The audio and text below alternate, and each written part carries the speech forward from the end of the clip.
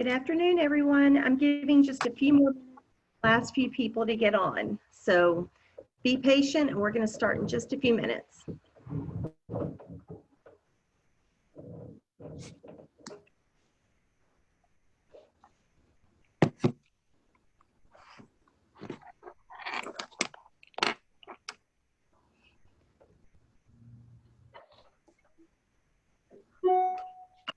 And if you don't mind, most of you are muted. Lisa Walker, you are not muted, and it's not letting me mute you for some reason.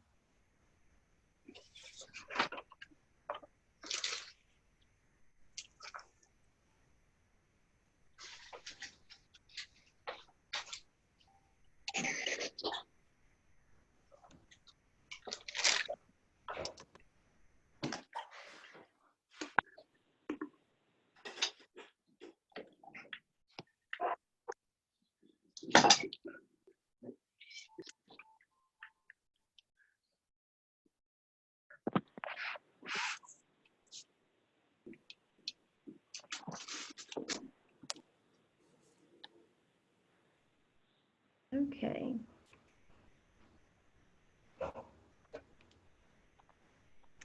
Okay, it's 12 o'clock, so I'm going to get started. Give me a thumbs up if you can hear me. Good.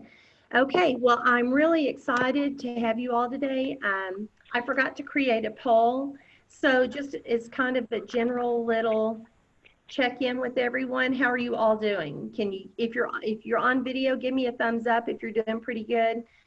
Kelly Taylor, I hope you're feeling okay. Good. But thank you guys for joining us today. We are really excited to have you here. As always, we're going to have questions through our chat box. So I'll be monitoring that while Joshua's presenting to us today. So make sure you're putting your questions in there. And at the end, if time allows, we will have a time that you can unmute and have a conversation and ask questions as allowed. I will be going through during this presentation to kind of check to make sure everyone's here so you get your credit. And it'll be probably an hour to an hour and a half of credit that you'll get. So I'm really excited to have Josh here. I'm going to let him explain in just a minute about his what's his process, his degree, where he's going next. You saw it in the bio that we sent out. But I've known Josh since he has been a little kid. So about 20 years, I think. He and my daughter, Kelsey, are the same age. And they even did junior cotillion together. And so that's my biggest funny moment, I guess, is just watching them dance and follow proper etiquette and that kind of thing. And Josh is an amazing young man. He has a passion for helping children, but helping people in need in general. So the fact that he became a doctor is not surprising at all. He is a genuine, loving, caring young man, and I know that you're going to love hearing from him today. We are recording this session, so I will have it available online if you want to go back and review it later on. But Josh, I'm going to go ahead and turn it over to you, let you introduce yourself, and then you, and his wife is on here, Madison is on here observing remotely.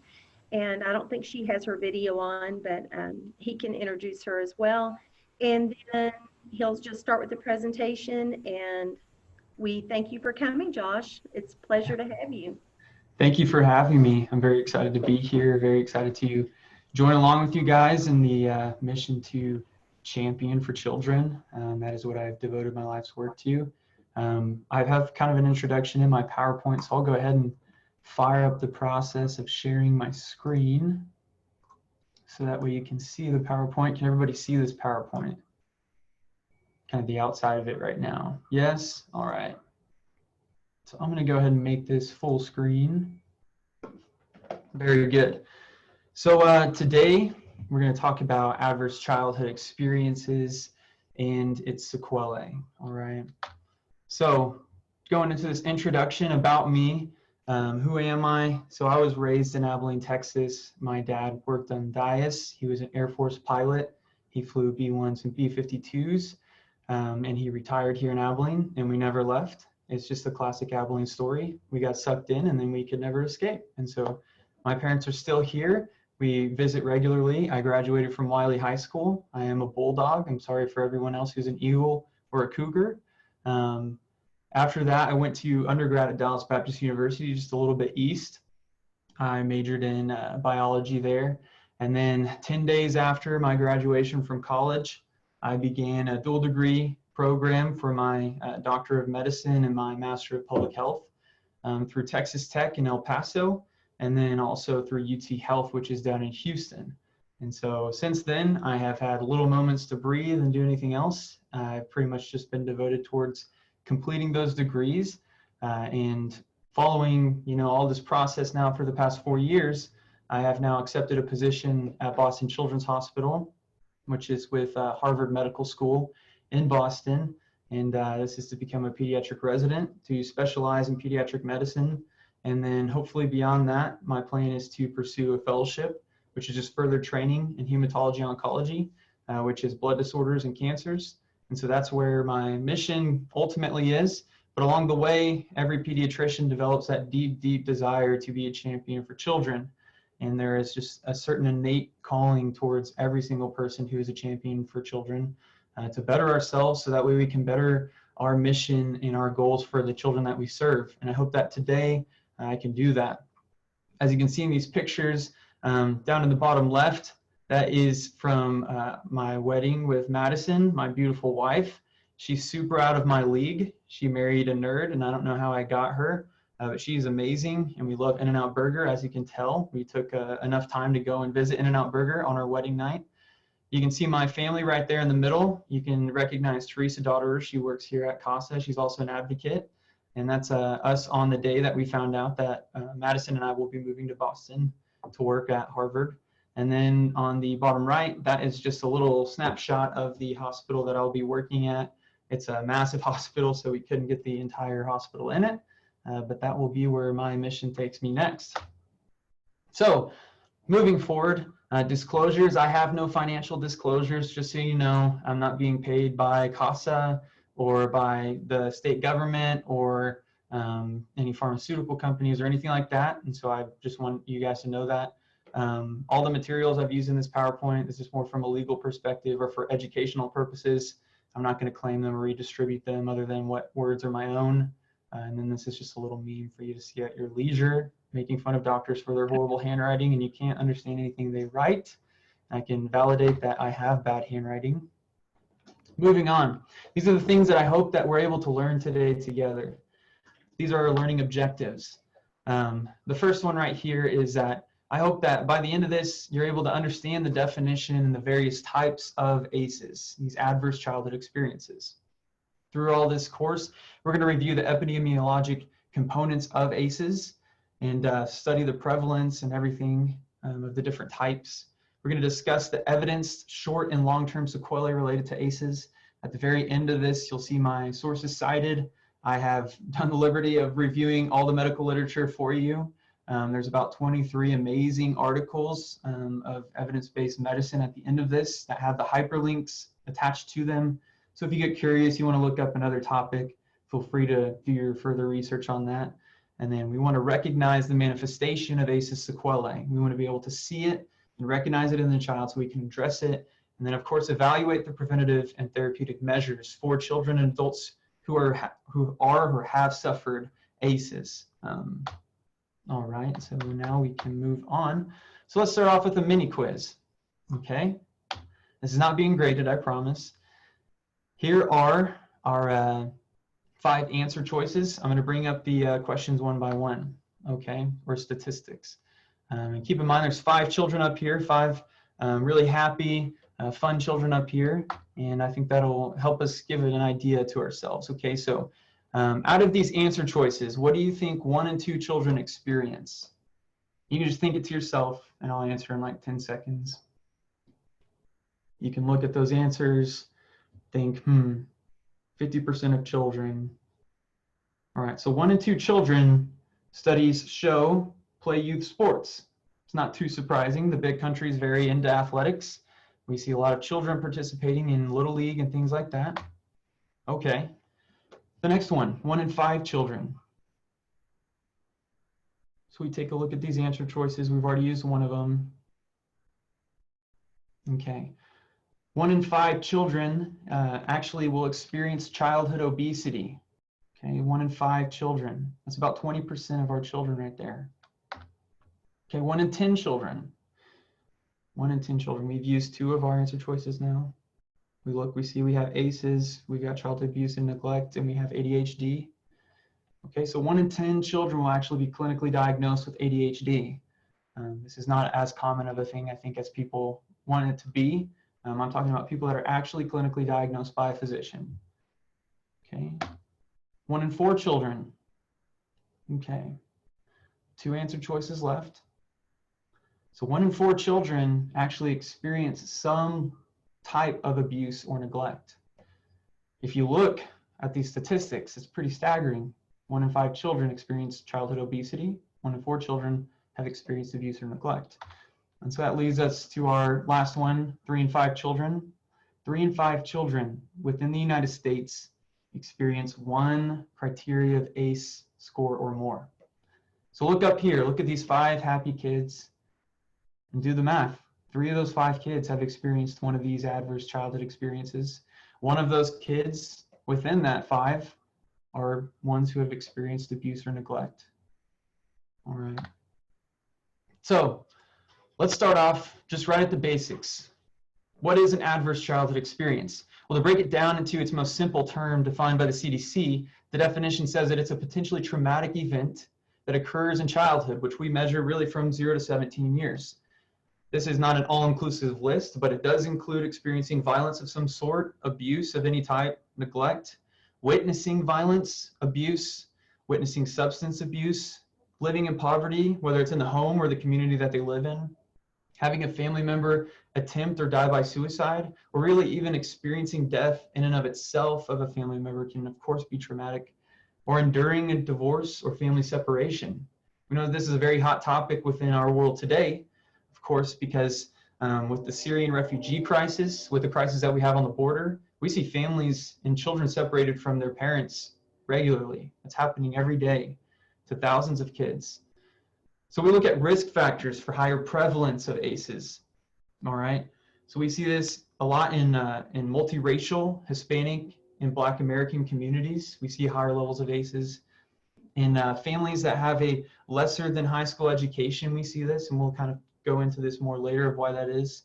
An annual income of less than $15,000 per year, of course, poverty like we were talking about. Families that experience a severe amount of unemployment or disability within that family. And then the LGBT community sees a high level of ACEs as well. You can see right here on this map, this is a display of kind of across the United States, which states experience lower or higher amounts of ACEs. And Texas is unfortunately one of those states that sees a little bit higher than the US average, though this was not statistically significant, but it is still higher than average. All right, so now let's move on. Let's talk about the most prevalent types of ACEs. Which ones do we see the most across the United States? Well, economic hardship is one that we see the absolute most. This is the most prevalent. All right, this is not too hard to believe, especially during this time period right now. We have a lot of families who are experiencing economic hardship, a lot of families that are, or a lot of parents that are unemployed right now. And this can be very straining on the entire family and of course children themselves. The divorce rate in America is astronomical, unfortunately, and we see a high amount of divorce being the cause of one of those ACEs as well. That's the second most prevalent type. But if we stratify our population that experiences ACEs in a different group, and stratify just means form different groups to look at the true percentage of occurrence, we see that older children, of course, they've been around longer, so they have a higher likelihood of experiencing more ACEs. Non-Hispanic, African-American communities and children experience higher ACEs. Children with special healthcare needs, that's unsurprising, unfortunately, because if you think about it, these children, even that, you know, I've taken care of, that they come in and they have these really complex medical conditions, it takes a lot of strain on that family. And unfortunately, that can lead to divorce, and it can lead to neglect and abuse and things like that as well. Children in poverty, we talked about. And then something that's very pertinent, I think, for the big country area is children living in rural areas as well. See a higher incidence of ACEs. Over in this graph, we've broken it down between women and men. based on different types of ACEs that they can experience. And so you can see that as a whole, women typically experience more abuse, especially emotional and sexual abuse, with men taking a marginal higher prevalence of physical abuse, experiencing that. Even children experiencing watching their mother or another family member treated violently, that can absolutely be a qualification for an adverse childhood experience. We've talked about substance abuse can qualify as that, mental illness within that family, separation, divorce, a family going to jail, a family member going to jail, and then of course neglect as well. Okay, so now we kind of know what it is, how often it occurs, what types occur, but how do we assess this? You know, as a clinician, as a pediatrician, how do I assess this within my patients? What do we actually do?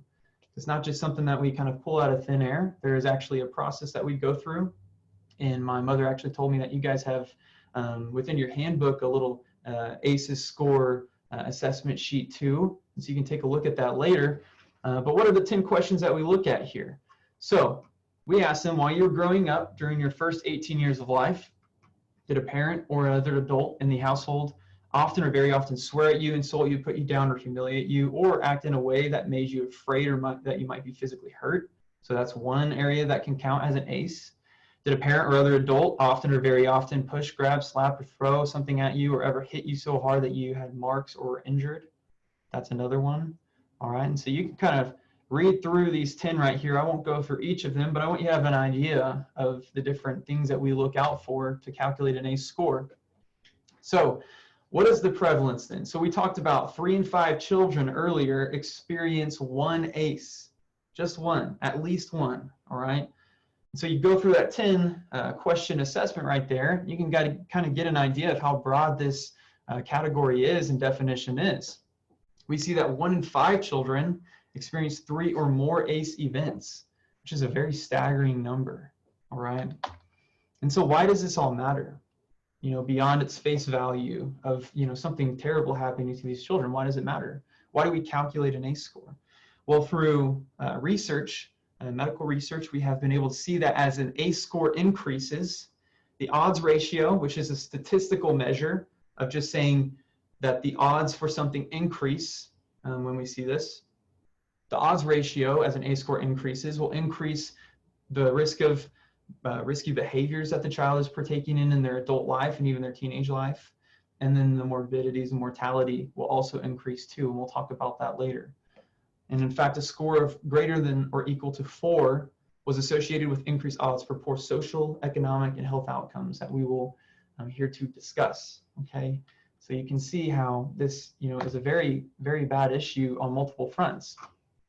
So first off, let's talk about how can we recognize a child that is at risk. As CASA advocates, you know, as teachers, as nurses, doctors, you know, even as a neighbor, what can we do to recognize a child that is at risk? Because it is not an overstatement to say that we could be the last line of defense for that child. We could be the only person that sees a red flag and catches something, and therefore we could be the only person that intervenes and sounds the alarm. So the things that I experience the most are unexplained or illogical injuries or frequent visits to the ED. So I've worked now in the pediatric intensive care unit, in the pediatric emergency department, in the neonatal intensive care unit, and on the pediatric floor very extensively. And we see a lot of illogical injuries that come in. And what I mean by that is that we, for one case example, we had a 12-month-old come in with the mom and their grandma. And, you know, I go into the room and I kind of have my detective gear on. I'm trying to understand the story so that way I can paint the picture and be able to take care of this child as best I can. And the story followed that this 12-month-old walked out of the living room into the kitchen, which if you know a lot of 12-month-olds, they may be walking, but they don't walk incredibly well. They typically fall and stumble and can't get along too quickly. This child walked to the doggy door in the kitchen, crawled through the doggy door, walked down the steps, down into the backyard, and then proceeded to walk 6 to 10 feet towards an above ground pool, climbed up the ladder that goes above that above ground pool, and then fall or jump into the pool. Now, Does anybody want to raise their hand if they think that this sounds like a little bit of an illogical and inappropriate developmental action that the child is displaying here? Multiple, actually. So this is definitely not something that we would expect a 12-month-old to do.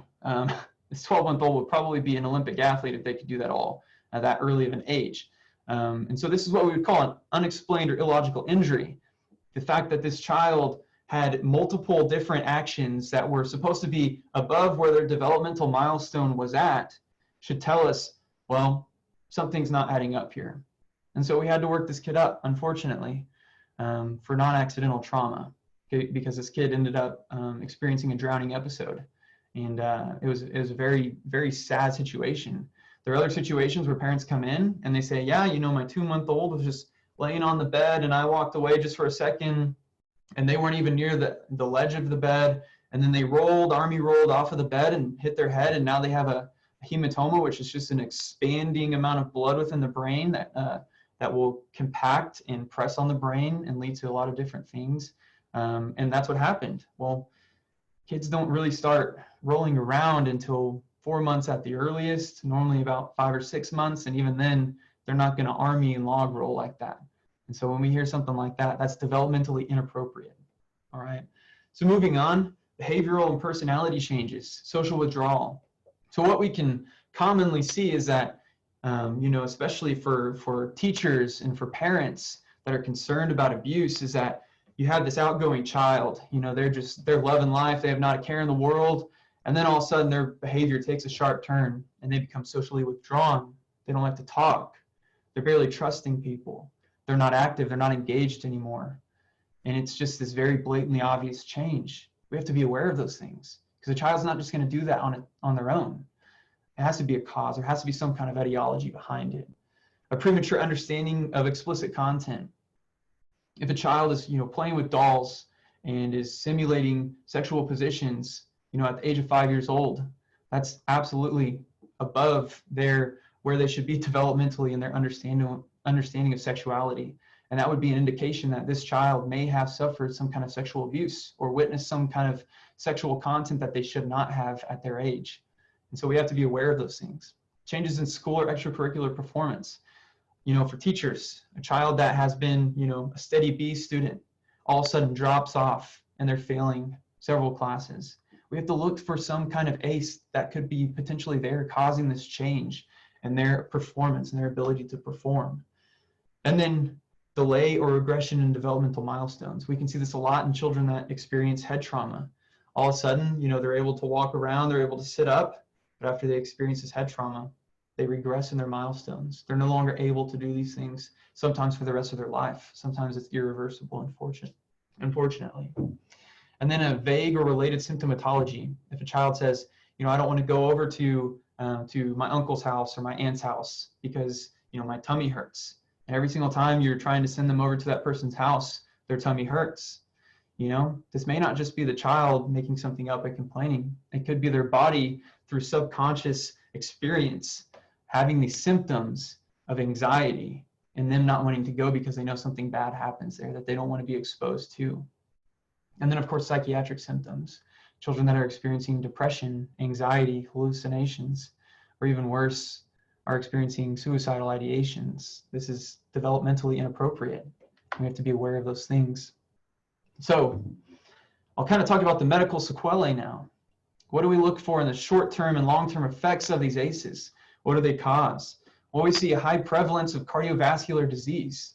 And I'll kind of go through a little mini medical school lesson for all of you guys in just a second of why this is. But we see ischemic heart disease. So these could be things like a myocardial infarction, which is a heart attack, or angina, which is basically the heart being starved of oxygen and blood flow. A cerebrovascular accident, which is a stroke. We see higher incidences and prevalence of COPD, likely due to the inappropriate coping mechanisms of smoking that these children can then go on to develop in adolescence in their adult lives, which would long-term lead to this COPD because of the smoking. Adulthood cancers like cervical and breast cancer. And the highest weighted risk factor that we see that's causing this is sexual abuse. And unfortunately, it makes sense because when these children are being sexually abused by an adult who has been exposed to HPV, and HPV is a known risk factor for cervical cancer. The longer that that virus is present in that cervical tissue, the longer it, is able to develop carcinogenic changes that lead to cancer ultimately. And so this is a big issue. Non-accidental trauma, these are some short-term sequelae. We see traumatic brain injuries like we just talked about. We see burns. If you see a kid come in with this circular burn that looks like almost like a cigarette has just been pressed a bit against their skin, that's obviously a red flag. We see fractures sometimes. Sometimes kids will come into the ED and parents say, well, they fell off their bike. We say, okay, well, let's get an x-ray. And then we see multiple fractures across their arm, but they're in different stages of healing. That would tell us, well, it wasn't likely due to the bike accident. It was likely a cover-up. And this child is actually being beaten, and they have fractures over the course of months of healing. So that would tip us off. Drownings, of course. Obesity is another one that we've seen associated with ACEs. And this can, of course, lead to an increased amount of death and morbidity over, the course of the life related to other medical problems like the cardiovascular disease we talked about earlier, and then liver disease like we're going to talk about now. Non-alcoholic fatty liver disease can be a result of obesity, and so they have a higher prevalence of that within children with higher ACEs scores. Viral hepatitis is what we talked about earlier. You can be exposed to some of these hepatitis viruses through sexual contact, but you can also be exposed through injective drug use, which we see drug use as a high occurrence within these populations. Autoimmune diseases is something now that is coming to light. We see things like rheumatoid arthritis that has a higher association in children with ACEs, and we don't quite understand why yet. We think that it has to do with a variety of inflammation that's going on that we'll talk about in just a second. That's what we theorize. And then pain disorders. This one just honestly kind of makes sense. These children, these adolescents, these young adults have a higher occurrence of migraines and chronic headaches just because of that stress, that anxiety. Somatic symptom disorder, they experience these vague symptoms that they can't explain, but they have this anxiety that's underlying.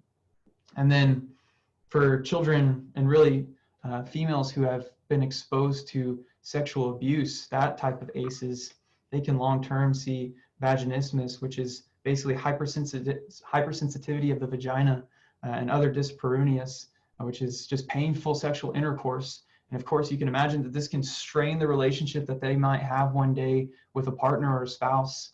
And this is something that they can suffer through long-term, these chronic pain disorders. So moving on now, welcome to medical school, mini medical school. You guys have all been accepted. Congratulations to JD's mini medical school. Let's go through a mini little medical school lesson, all right?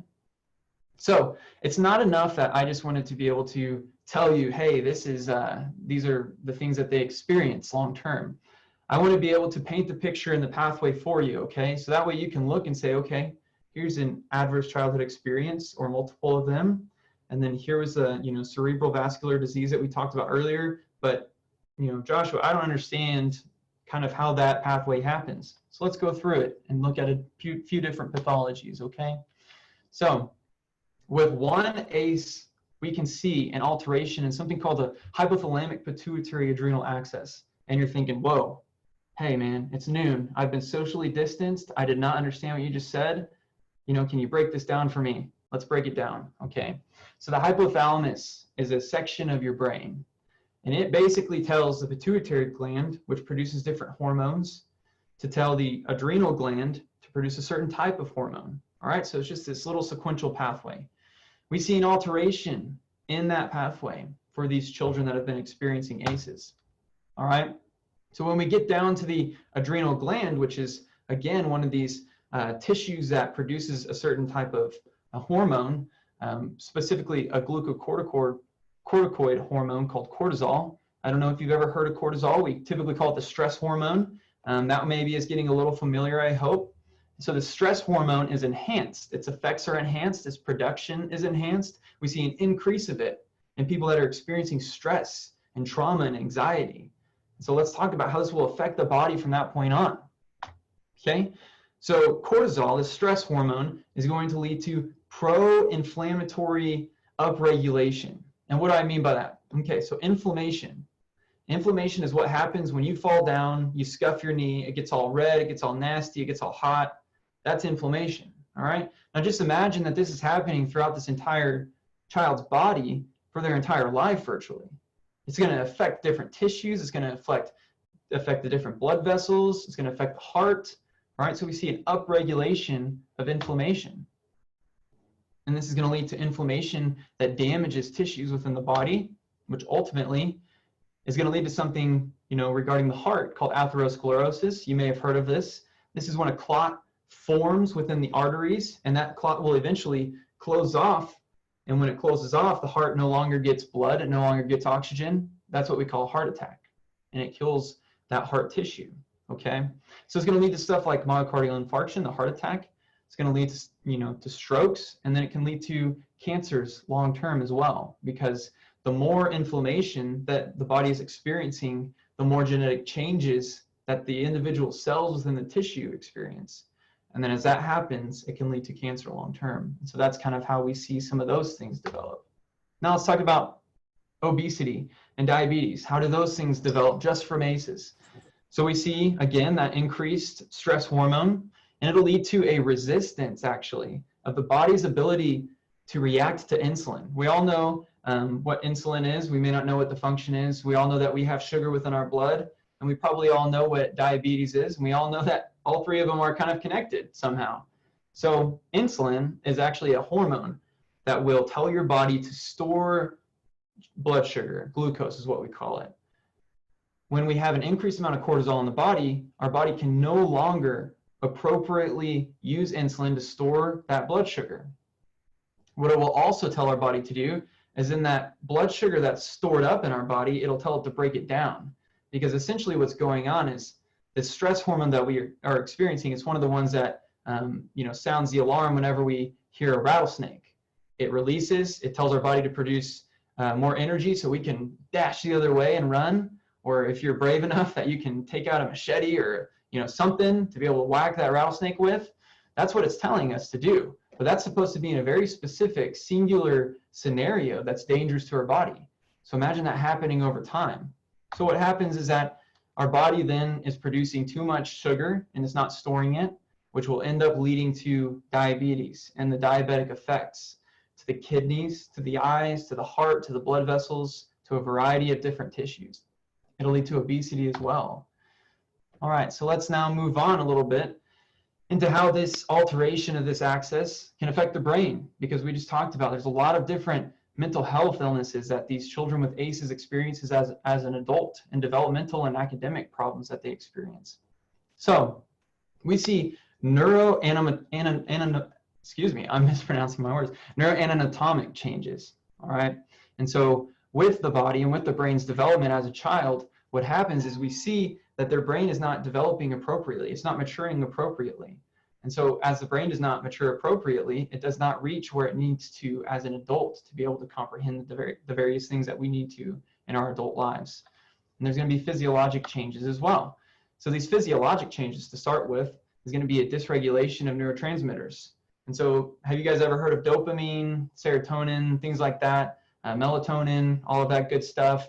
So those are all different, biochemical compounds that we call neurotransmitters that act in the brain to perform different functions. And what happens is that dopamine, for example, when it's increased in an inappropriate amount, this can lead to something called schizophrenia, and it causes the hallucinations, it causes the paranoia that we see with that. Whenever serotonin is altered, this can lead to actually depression. This is what we're able to say scientifically, this is what causes depression. From a physiologic perspective. So obviously this is a very big issue, this dysregulation of the neurotransmitters. And then we also see reduced hippocampal volume, which is, again, an area in the brain that is very important for our decision making, for our development of our behaviors, of our personality, and everything like that. And so in that we see the development of mental health disorders, altered development, and all those different things. And then of course, as those things develop, we see an increase in suicide, of substance abuse to cope with those different struggles of partner and family violence and abuse, learning disabilities, unemployment, and impaired social and relational skills. And so what do all these things end up leading to? increased morbidity and mortality. All right, and so that's how we kind of get from point A to point B, okay? So now going into the psychiatric, behavioral, and developmental sequelae of ACEs.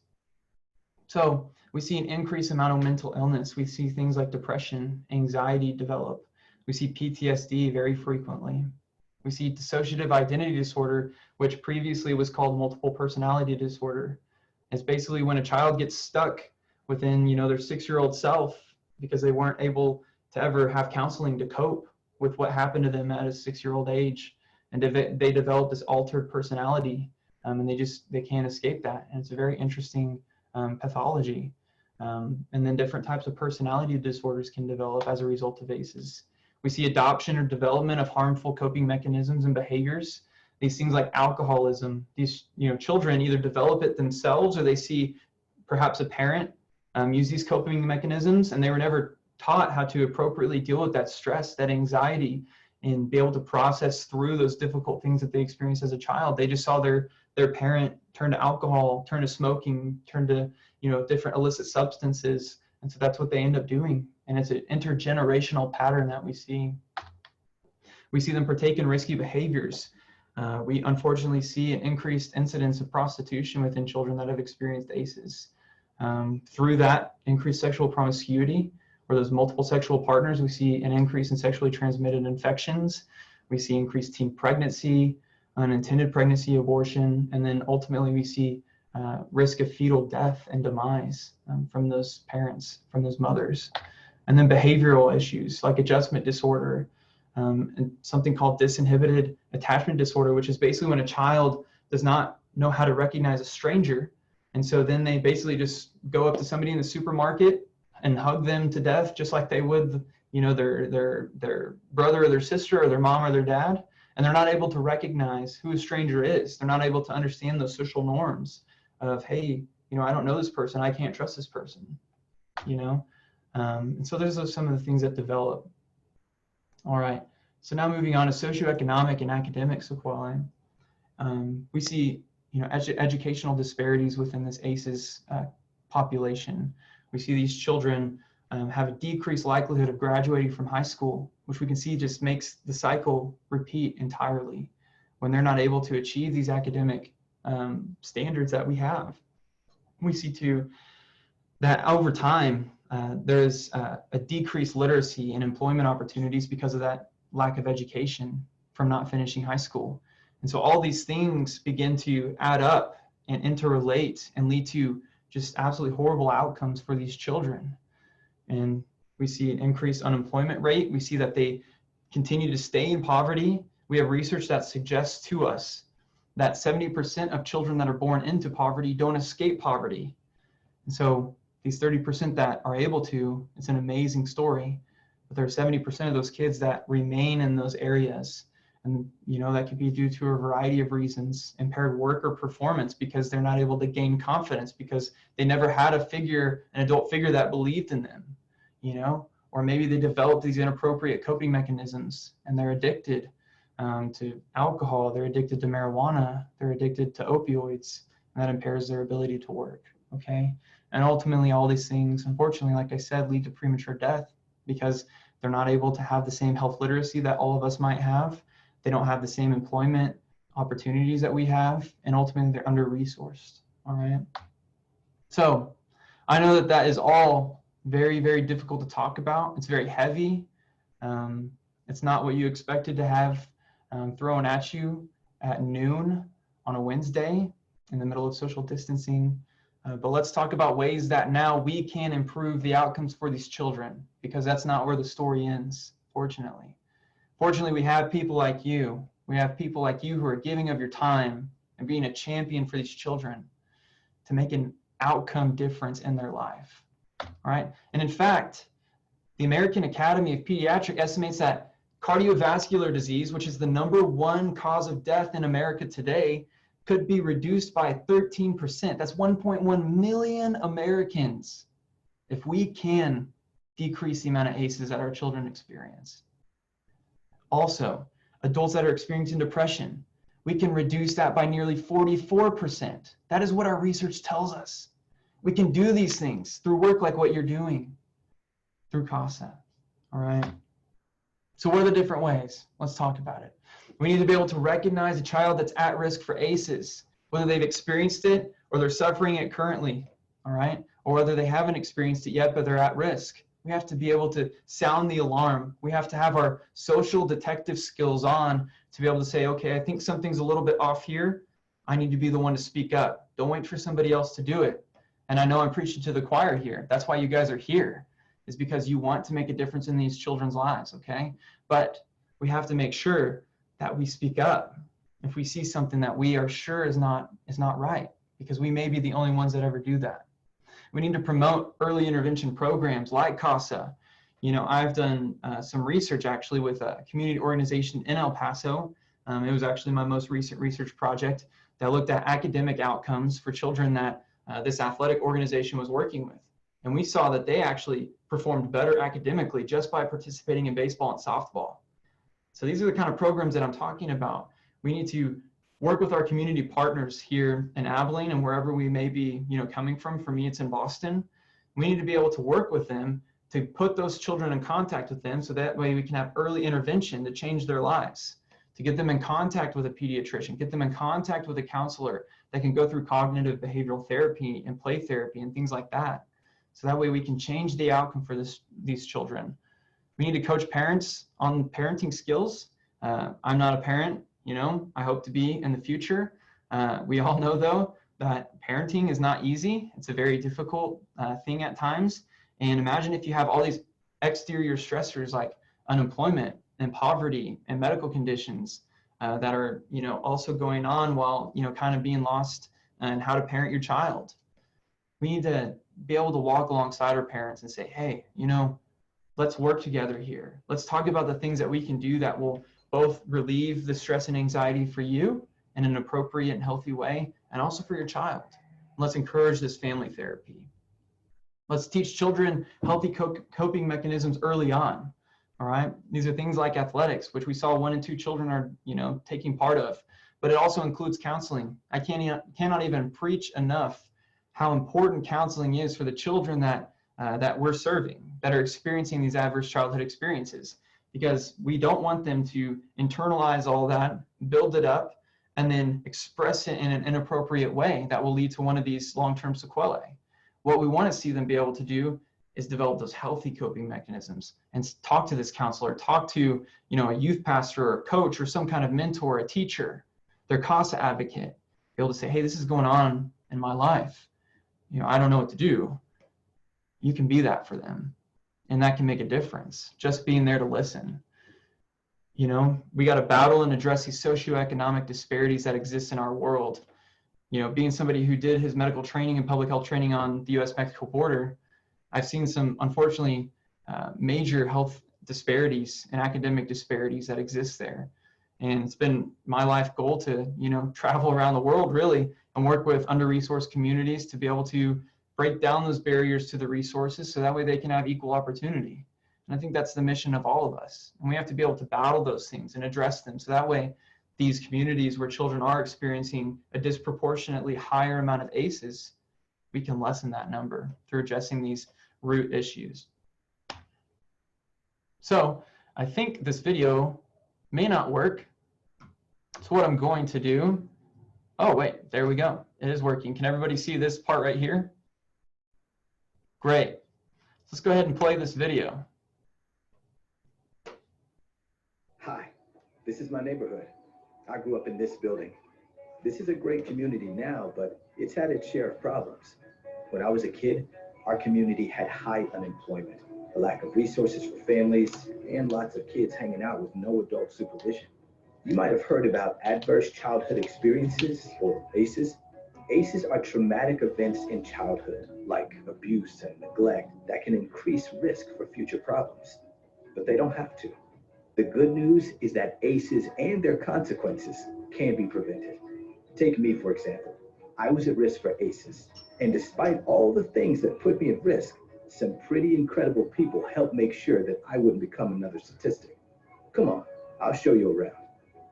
That's Jackson. He's a cool kid. His dad left when he was 2, and his mom works 2 jobs. I hang out with him every Thursday night, and help him with his homework. Sometimes we grab ice cream. It's fun. Plus, he has another adult role model to learn from and trust. That's Mr. Martino. When I was a kid, he let me help him at the store sometimes after school when my parents were working late. He did that for a bunch of us. My dad actually found his job as a mechanic because of Mr. Martino. This helped our family in so many ways.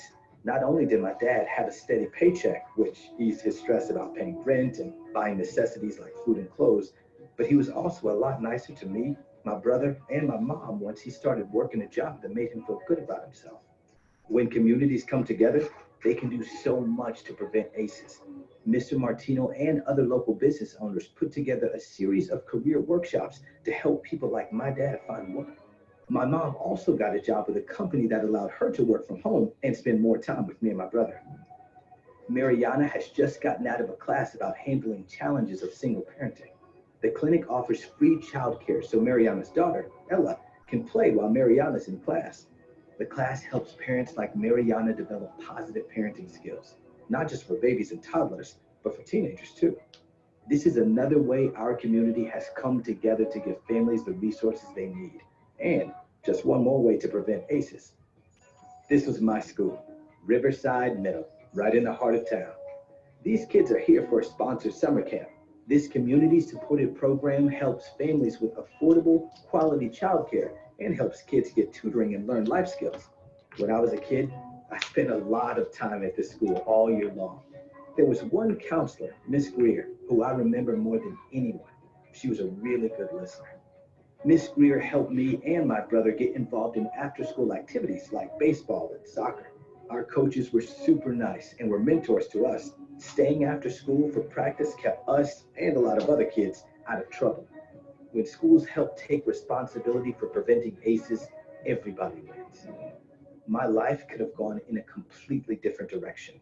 Studies show that ACEs can have long-term negative effects on kids' health and well-being that may last into adulthood and even continue in future generations. But by people and groups taking action, ACEs can be prevented. In fact, there are 5 known strategies that help stop ACEs before they even start. You can implement them in your own community, just like we did. How?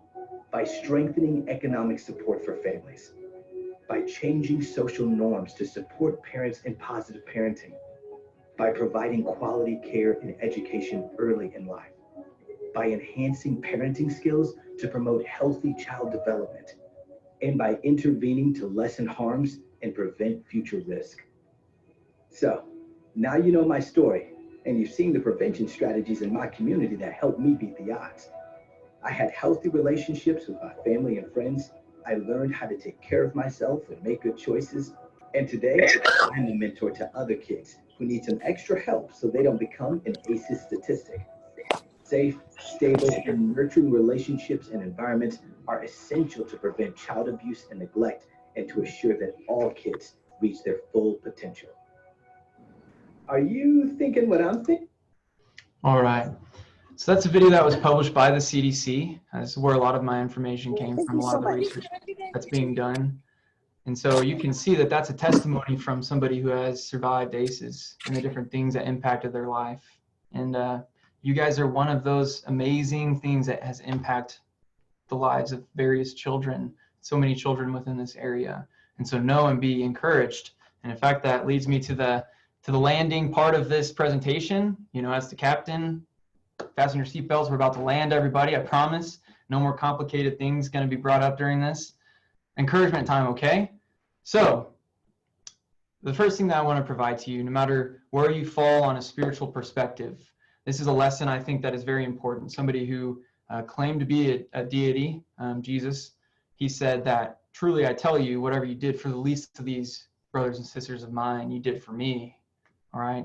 So whether or not you subscribe to Christianity or another religion or, whatever it might be, take it from this perspective. We can serve children, and whatever we do for that children, we have somebody who's claiming to be God saying that you did that for me if you do it for them. And that's what we're doing every day in serving these children and serving our community. Battling for children in an unjust and difficult circumstance can be so challenging and frustrating and exhausting. There have probably been times where you yourselves have felt a little bit traumatized because of what your children have had to go through. But don't grow weary in doing good, because if you don't do it, who's going to? Who's going to speak up for that child? Who's going to advocate for them? Who's going to be their champion? We have to be that. We have to be that for those kids. And we have research that has shown that one positive experience or encounter or role model in a child's life can drastically alter their life and trajectory. And it can end up preventing these short-term and long-term effects that we talked about today and what the video talked about too. And finally, this is my favorite quote probably of all time. Dr. Albert Schweitzer, he was a physician, a theologian, and a Nobel laureate, meaning he won the Nobel Prize at one point. He said, "The only ones among you who will be really happy are those who have sought and found how to serve, just like you guys have." So I would like to open this up for questions, and I'll hopefully give the best answers that I can. And then just so you can see at the end of this PowerPoint, these are 23 very in-depth, very great evidence-based, peer-reviewed medical publications that I hope that if you're interested, you can look at. And so we can open it up for questions. Okay, guys, as you start to post your questions, I'm going to give you just a second here, and I'm going to launch a poll, and it's going to be anonymous, and I want you to answer. Most of you, if you've done my training, you've done the ACES test, and then I want Josh to follow up with this. We've already seen how even one ACE point can affect these kids long term. And so my question to you is, how many of you know that you've had ACEs, and how has it impacted you as a person? Because as Josh has talked about, getting these kids early intervention right now while we have the opportunity is important. So I'm going to launch this little poll, and I'm just going to ask you real quick to answer it, and it is anonymous. And I'll just give it a second for everyone to respond, and then immediately be putting your questions in there.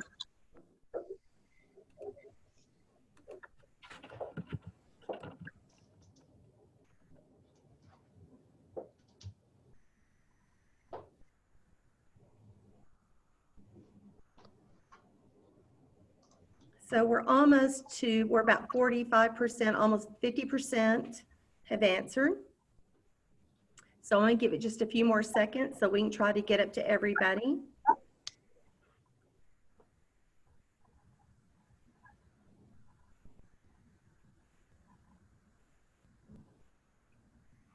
We're at 57%. So Josh, can you see those results in there? I don't on yours or no? So Do you see the poll? I don't believe I do. Okay, so where we are, I'm not sure why it didn't pop up, but so we have right now, we have 40% that have experienced approximately 2 ACEs, and we have 22% that have experienced 3 or 4. We have 6% that have had 8, and then we are very blessed to have 33% that have not had any ACEs to report. So approximately we're about 60, let's see, 40, 60, about 63% have had 2 to 4. So that's a huge number of our group.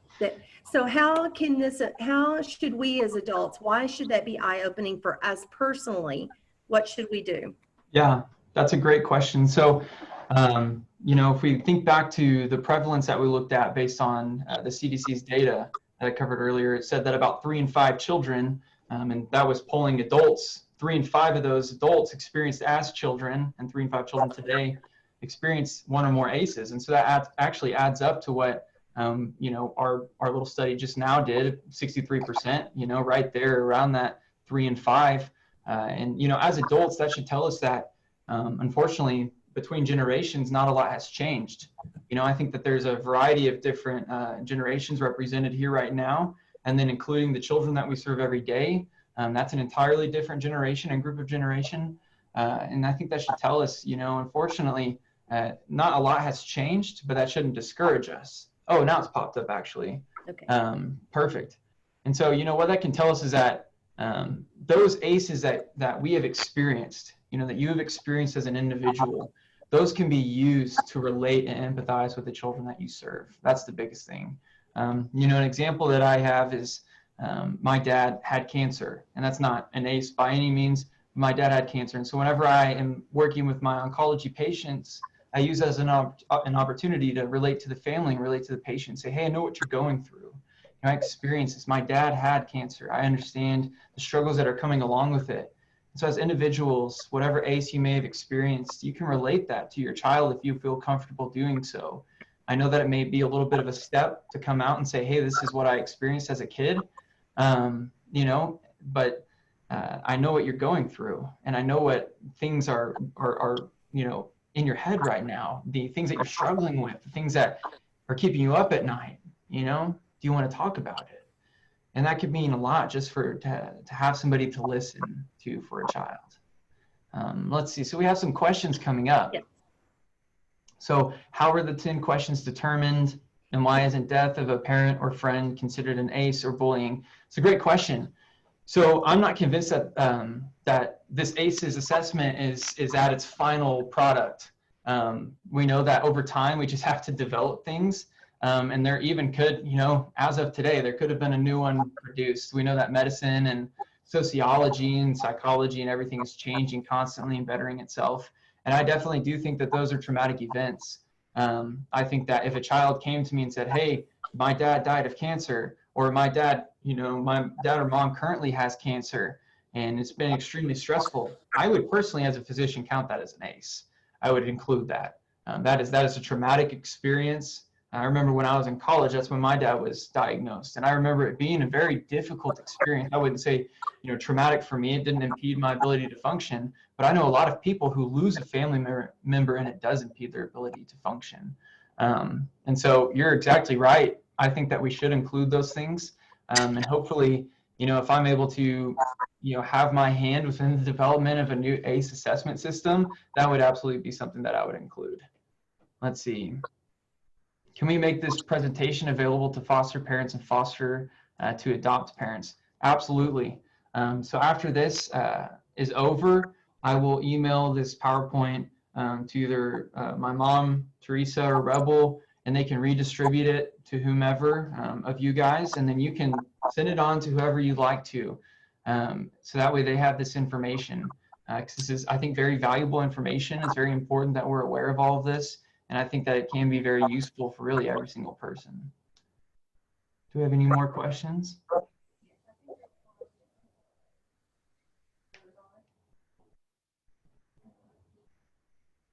Let's see here. Guys, do I have anything else? And I just posted that message in there while I was talking, but he's absolutely right. There are so many things that would be traumatic to a child that are not on the list.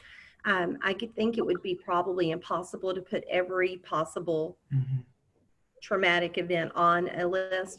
But as you're talking with your children and you identify things that are, we know, or that you assume would be traumatic, don't hesitate to contact their therapist. You know that we have full right and opportunity to talk to their therapists, to their counselors. So address that with them. Make sure that they're aware of it so that they can get the child the help that they need. And just open up that partnership and that communication with them. Josh, what are some things that we can do as advocates? You know, we're not their therapist, but we do develop that relationship with them. So what are things that would be an appropriate way for when a child talks about something that comes up with trauma? We don't want to go too far. We don't want to go, but we don't want to dismiss them either. Do you have any ideas on kind of how we can balance that? Absolutely. Bridge the gap. I think that's the biggest thing for these children. They have absolutely no idea how to get in contact with the appropriate specialist to be able to talk about those things. And even parents, you know, they don't have the best idea sometimes of how to handle those things and who they need to get in contact with so the child can address those things. And so by breaking down that barrier and bridging the gap for that child to be able to go and make a relationship with that therapist or the pediatrician, or knowing, you know, which urgent care or emergency department to go to get tested if it's a medical issue, being able to bridge that gap and break down the barrier is a huge thing. Because, you know, even if you can get in contact with a pediatrician and say, hey, I have this child, they want help, and we just don't know where to start. Getting in contact with with a pediatrician or with their pediatrician can be a great place to start. But I think that is the biggest thing, bridging the gap and making sure that you're just able to help guide them in that right direction, just by holding their hand in hand and walking across the bridge to wherever that specialist is, I think is very important, because I know that it's very important to be very careful with what is shared, what context and what environment it's shared in, both to protect the child and to protect yourself as well from a legal perspective. We have to do that as well. And so I think that bridging the gap is the biggest thing. Good. Yeah, let's see. So I have a question right here. So am I going to specialize in an area of pediatrics? So I definitely hope so. I would really like to specialize in oncology. I'd like to become an oncologist, which is a cancer doctor. Boston Children's Hospital is actually associated with something called a place called Dana-Farber Cancer Institute, which is actually the most renowned, I think, around the world, renowned pediatric cancer institute in the world. It's right up there with St. Jude's. They do a lot of great stuff together. And so that's where I hope to train. That's where I would love to make my area of focus. And it's definitely no hidden fact that children that are experiencing cancer, that should count as an ACE, in my opinion. Yes. Childhood cancer is extremely traumatic, not just for that child, but for siblings too. Seeing their sibling having cancer, and then parents having to watch their child have cancer is 100% traumatic. And so I want to be able to suffer alongside those families, and then also hopefully celebrate healing alongside those families too. Guys, go ahead. If you have any other questions, go ahead and put those in the box. I'm going to make a couple of announcements, and then we'll open it up where Josh can verbally answer a few questions with you guys as time allows, but everyone that needs to go can get off. So first, Josh, I'm going to have you pick a number between 1 and 25. All right. Well, let's see. I'll go with 20. 20. Oh, she's not online today, so sorry. Pick another one. Let's see. 14. That's the day July 14th is the day I got married, so 14. Yay, Shannon Rector. I know Shannon's on there. You get a gift card to Chick-fil-A today. Awesome. Yay. Okay, and if you'll do one more, please. All right. Let's just go with number 1. Ooh, okay. David Baum, one of our newest advocates. He was the first one to log in today. So David, this one is for you. And we're actually going to do one more, and it's going to be one of our CASA mugs. And I don't want to get up to get it, but it's over there. So if you'll pick one more for me. Well, I'll just go in the opposite direction. 25. Very good, Francille. I think she's still on here. There she is. Nice. You get one of our CASA mugs today. So, and that will be available for you. David, you and Shannon can let me know if you're going to be around here soon. If not, I'll put it in the mail to you. So the one thing I forgot to say earlier, and Josh did refer to it, but Teresa Dodderer is one of our advocates who trained last year, and she's waving. Not everyone, I think everyone can see her. And she came on staff in late February as the assistant volunteer coordinator. And so I just wanted to say welcome to Teresa. She's been responsible for all the amazing videos you've been seeing on Facebook. So if you've seen those videos, you know how good they are, how they're raising awareness in the community. We're so excited to have her on staff, and she's done a great job. So welcome, Teresa. And so the next two things I want to talk about real quick before we get back to questions are that next week we are having, it's called Courageous Conversation about cultural diversity and inclusiveness. And I'm just going to forewarn you, as I put in the email, it might stretch you a little bit, and it might force us to think outside of our normal and take off our personal beliefs hat and our personal standards to be able to have a really frank and open conversation with Denise Jackson from Texas CASA. And so as you saw in her, the email I sent out yesterday, she really has received a lot of training with this. And so it's going to be a frank conversation, but I think it's important for us to grow and to expound our boundaries and to have this conversation, because as Josh pointed out, one of the issues that we have are that we do have cultural disparities, and a lot of these cultural differences and these disparities can increase the risk of child abuse and neglect for those children in those areas. So it's important for us to have a really good conversation about that, and for us in Big Country CASA to learn how to advocate better for those children. So please make sure that you sign up for that. And then in 2 weeks, Nancy Capra, I think Nancy's still on here. Nancy, wave at everybody, is going to be doing a little bit of a different challenge for us. She's going to be talking about how she uses art to understand trauma and how art can kind of bridge that gap with these kids. So how many of you would say you're not an artist? A lot of us would say we're not an artist. Nancy, will that keep us from being able to use art to connect with our kids?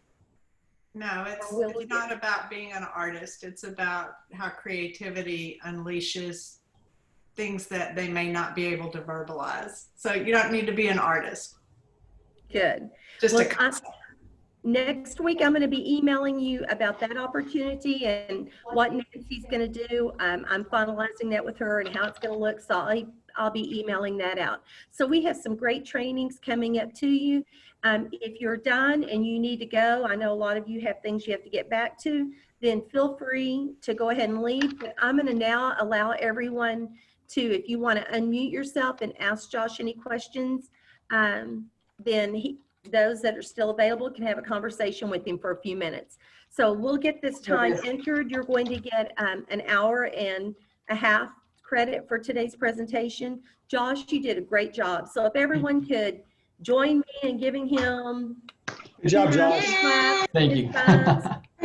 Thank you, Josh. It was a pleasure to have you, and I'm so proud of you. What an amazing man you are. So thank you, guys.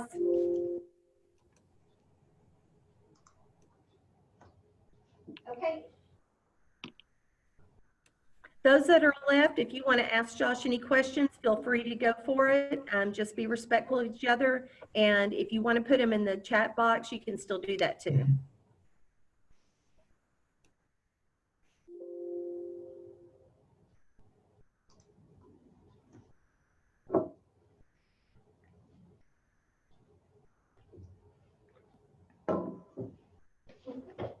Actually, I have a question, Joshua. Yeah, absolutely. Not really related to the presentation, but are you a Red Sox fan? What's that? Are you a Red Sox fan? I'm not, actually. I grew up, this is going to sound really odd, actually, a Los Angeles Angels fan. Oh, okay. Yeah. Is it John Lackey or just because it's just because? So my parents were from California, and I was born in California. We moved around for the Air Force when I was little and ended up in Abilene. And so we would always go back to Disneyland almost every single year of my life early on. And so I'd always drive by Angels Stadium, and I would think to myself, man, I want to be an Angels fan. And then, just by association, John Lackey was an Angel for a while, and that was awesome. But my dad still to this day says that his biggest failure as a father is the fact that he did not push the issue of me being a Dodgers fan, because he's a Dodgers fan.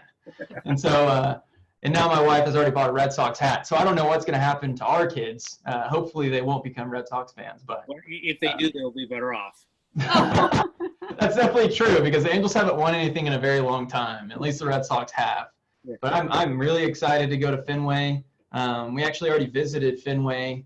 We had like a little dinner get together with the different physicians at Boston Children's Hospital, and they took us to Fenway for that little dinner get together. And it was all closed down, and it was just us there. And that was one of the things that put the nail in the coffin for me. I was like, okay, sign me up. If we're here at Fenway right now and they're doing this to woo me, I'll just go ahead and sign up. So Cool. yeah. Anybody else? Nope, it was awesome. Thanks for sharing all of your knowledge. You've obviously put in a ton of work to be passionate about it, and it's not just that you're passionate about it and you don't know what you're talking about. Like you actually did the work and you did the research. So your validity was awesome too. Like knowing that what you're doing is just great. I'm excited for you. Thank you very much. All right, bye. Bye. Okay. I saw that well, do we- Opal said they will be Texas Ranger fans or Astro fans. Oh man, I hope we don't have any Astros fans on here, because I have some opinions regarding the Astros that I can't share in yeah. a professional environment, I'm sure. Yeah, this is still being recorded. Yeah, I know, right? So I'll just keep it at that. But you know, when I was a kid, I went to a lot of Rangers games. They were pretty salty towards me whenever they started to get good, and then the Angels started to not be so good. But I've been to Ranger Stadium so many times, and so hopefully not a Rangers fan. I'd rather than be Red Sox fans if it's fair. That's on a recording too. So Robert, you can validate that was said. It's recorded. So there we go. Okay, guys, do y'all have any other questions? If not, I'm going to end the meeting. Thank you guys so much. Thank you all very much. Really appreciate your time.